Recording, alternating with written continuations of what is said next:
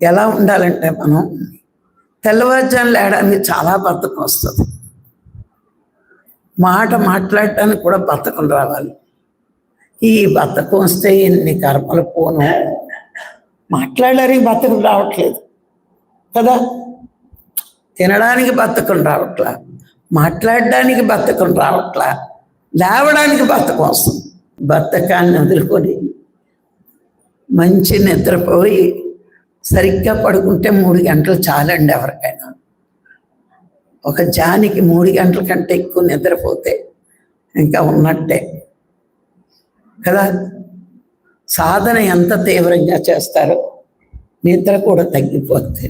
పత్రిసారి చెప్పారు కదా, 1 గంట ధ్యానం 3 గంటల నిద్రతో సమానమైన శక్తి వస్తుందని.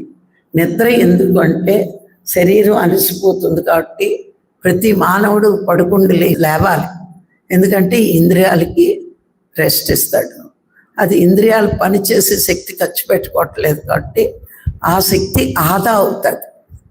కానీ ధ్యానం వల్ల ఏమైంది, పెరుగుతుంది శక్తి, ఇంకా మనం పెంచుకుంటున్నాం. అందుకని నిద్రపోతే ఒక 10 రూపీస్ శక్తి వస్తే ధ్యానం వల్ల 500 నోట్ వచ్చిన అంతే. ఇది మహాత్ములకు తెలుసు కాబట్టే వాళ్ళు ధ్యానం ధ్యానం ధ్యానం అంటూ ఉంటారు. ప్రపంచంలో జీవించడానికి శరీరానికి రెస్ట్ నిద్ర వల్ల వస్తుంది, మనకు తెలివి ఉపయోగించడానికి. కానీ ఆధ్యాత్మిక జీవితంలో ఇహలోకమే కాదు పరలోకం కూడా దేహం ఉండగానే ఆ పరలోక జ్ఞానం అంతా నేర్చుకుంటేనే జన్మలేని స్థితి మోక్షం.